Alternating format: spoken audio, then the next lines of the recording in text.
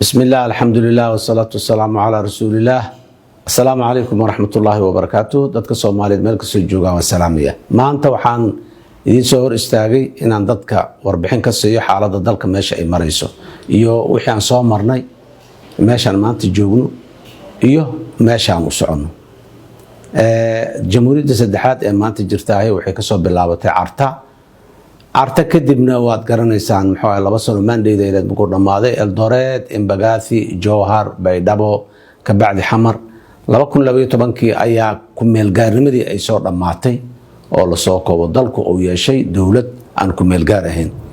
Intaas intii ka horeysay muddo 12 sano dadkii soo shaqeynayay xilliga ku meel gaarnimada hawl adag, duruufo adag ay ku soo shaqeeyeen, wax badan ay soo qabteen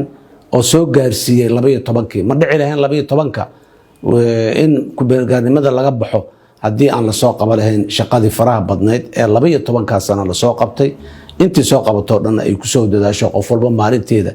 intii dadaal uga habooneed ay uga aadaneed ay soo qabatay.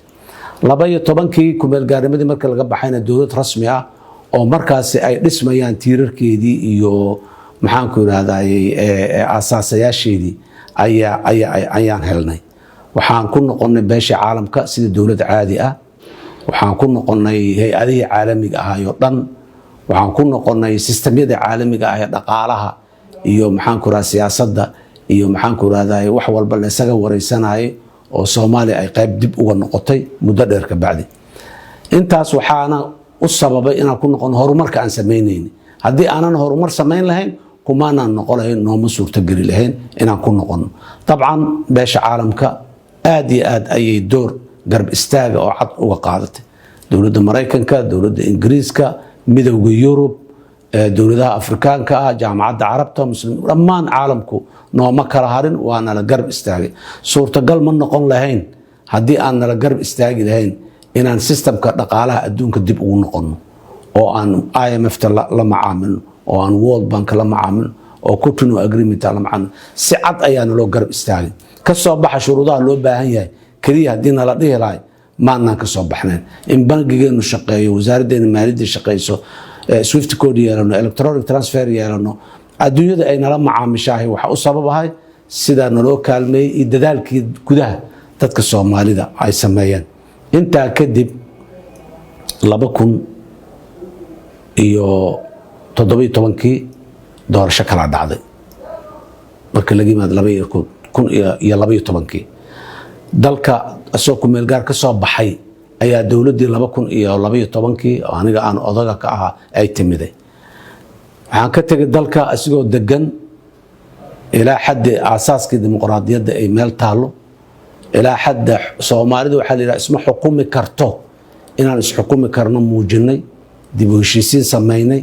dalka dastuurka wuxuu ku qornay dhaqan dimuqraadiyad maxaa u horeeyo dastuurka ku dhaqankiisa u horeeyo.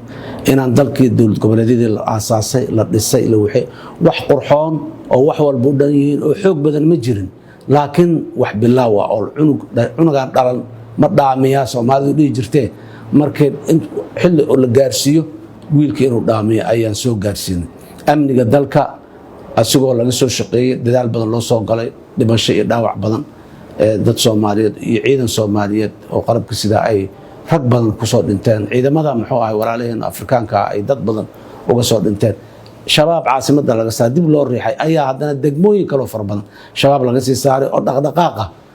dadka iyo badeecadahooda iyo wuxuu xoogaa intii hore ay soo dhaantay laakiin in badanna ay dhineed. intaa kadib muxuu ahay meeshaas in ka sii haran qaado. annagu markii 2017 waxaan ka tagnay dawlad sidaas ah degan, dadku ilaa xad kalsoonida dawladnimada lagu qaba ay soo noqotay. dhaxdooda ay muxuu ahay heshiis yihiin, waxay wada leeyihiin oo ka dhaxeeyo oo ay wada sameysteen oo ay wada ilaashadaan ay u meel yaalaan ayaan ka tagnay. waxaan ka tagnay nidaam degan oo aan u dhignay in 2020 doorashadan muxuu ahay 4.5 ah ee qabaliga looga gudbo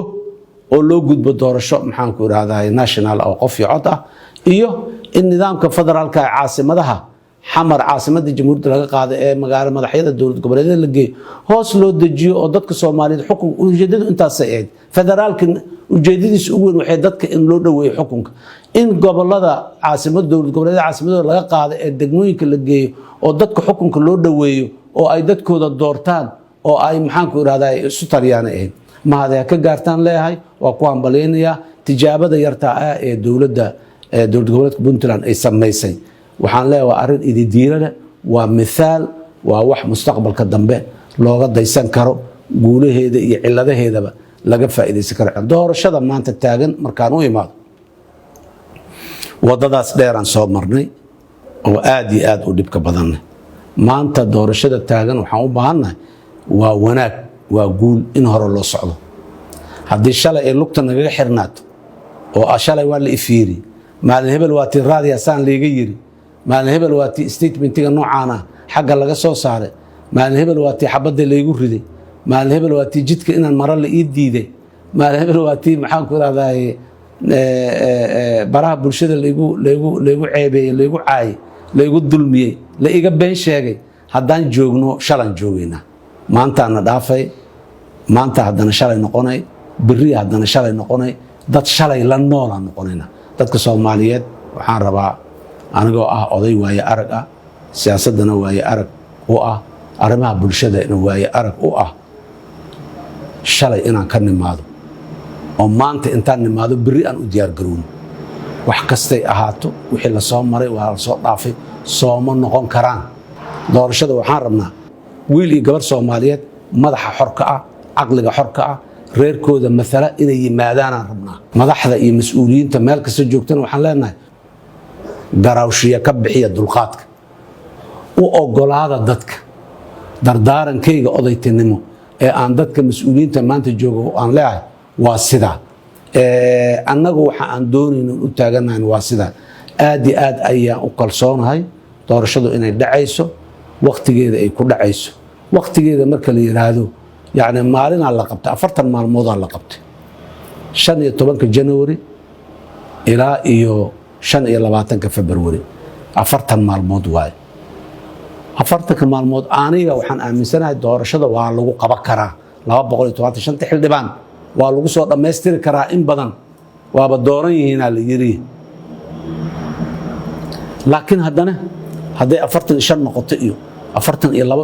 أفرتن يسدح لا بسدح بريء وسيسم برد والدي كرا لكن عارف مدح الدولة الفدرال كاي مدح الدولة الجوالات دبا آدي وعدتها إن لا أقبله عذر دارنا الله هذا إن أي بال لبا بال سدح بال أي سعود الدنيا الدجنين أنا لسي عارف هالكان أنا أول نقطة كشف دجنينية دقاركود أدونك ما صار لها الذكر دل حرة هنا دل كرعنا وارن لكن دل جوبه هنا وحالسوفرين اللي هذا ناي لكن تيرر كي سوفرين نمدو أي كنت أجنن ما دون ليه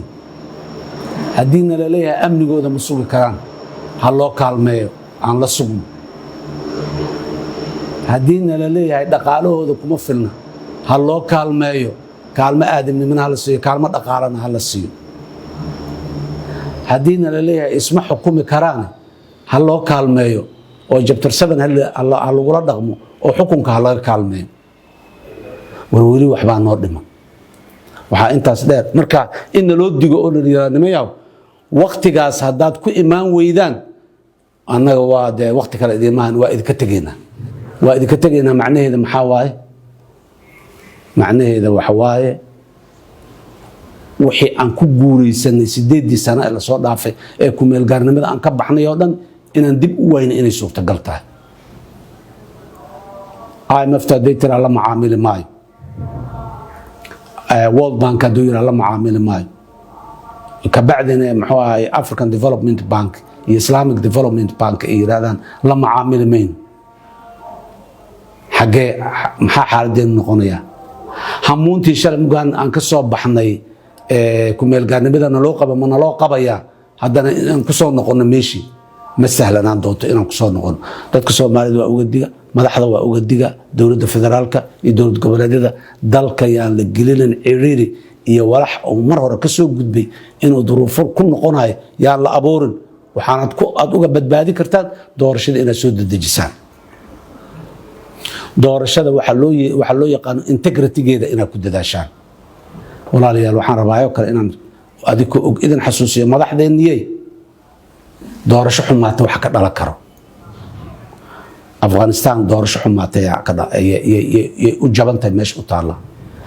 Iraq doorasho xumaatay meesha u taala maanta Libya doorasho xumaatay meesha u taala dadka Soomaaliyeed iyo dalka Soomaaliyeed ma awoodo in uu doorasho xumaata awgeed oo ku sii nagaado xaaladda ma ku nagaan karna xaaladda aan maanta joogno inaan ka baxnaan u baahannahay inaan soo booga dhayanaan u baahannahay adduunyada inaan soo muujino dhan waa kana adduunkan ka midnaan u baahannahay waxaan u baahannahay waa xaasoo dhan waxay noogu suurtageli karaan dulqaad is-aqbalid iyo daacad inaan ka noqonno dowladnimada markay timaado war dowladnimada laablaab ma gasho dowladnimadu been ma aha dowladnimadu cabsi gelin ma aha dowladnimadu ballanqaad laga baxa ma aha waxaan u baahannahay amnigeena oo wax walba dimuqraadiyiintu suurtagal maaha haddii aanan amniga helin amnigeennuna xaaladiisa maanta waa ogtihiin awoodeenna amnina ciidanna waa ogtihiin xaaladeenna ciidanna waa ogtihiin labadaba ma raba inaan ka sheekeeyo wiilasha ciidanka qalabka sida ah sharaf badanay mudan yihiin nin naftiisa keenay oo dalka u hadiyeeyey hadiyad ka weyn oo la bixilahay qof bixilahay ma jiro ceeb male eed male waxa ibiyeen male waa dadaaleen madaxda siyaasiyiinta iyo hoggaanka ciidamada hadday wax qaldamaan ayaga ka mas'uula wiilka yarkaa ka mas'uul maaha gabadha ciidan ka tirsan ka mas'uul maaha waxaa ka mas'uula hoggaanka ciidanka ee kala sareeya waxaa ka mas'uula siyaasiyiinta dalka yaa ka mas'uula wiilashu waa ammaanan yihiin gabdhuhu sidoo kale xushmad iyo qadarinay leeyihiin waa dad karaamo leh naftooda u horay dalkooda yaan dhiigooda aan la macno tirin intii dhimatay yaan dhiigooda la macno tirin agoonta maanta joogta sababtay u aabbalayiin yaanay garan waayin kuwa curyaamiintaa sababtay u curyaamiin yaanay garan waayin intaas waxaan u jeedinaya waa madaxda federaalka iyo madaxda dowlad goboleedyadaba madaxda kuwa dadaalaya waa mahadsan yihiin qaar badanaa muujiyey mas-uuliyad qaar badanaa muujiyey dadaal dheeri ah waa mahadsan yihiin kuwa kale ay la ahaatayna yaanay idinla ahaanin dhulka imaada xaqiiqada u imaada dadkiina iyo maxaanku irahdaa duruufahooda u imaada dadka Soomaaliyeed waxaan leeyahay guulan idin rajaynayaa dhammaan dhibaatada iyo duruufaha taagan yarka waa laga gudbayaa waxaase looga gudbi karaa xoog iyo qoray ugama gudbi karno dulqaad iyo dib u heshiisiina uga gudbi karna haddii kuwa maangaaba dulqaadkiinu ay dayuusnimo u qaateen ha ka dhagaysanina dulqaadkiina wada dulqaata shalay ka imaada maanta imaada birina u imaada waa guulaysanaynaa ilaahay idankiis guushina wax yaraa ka dhiman aad iyo aad u mahadsantihiin asalaamu calaykum waraxmatullaahi wabarakaatuh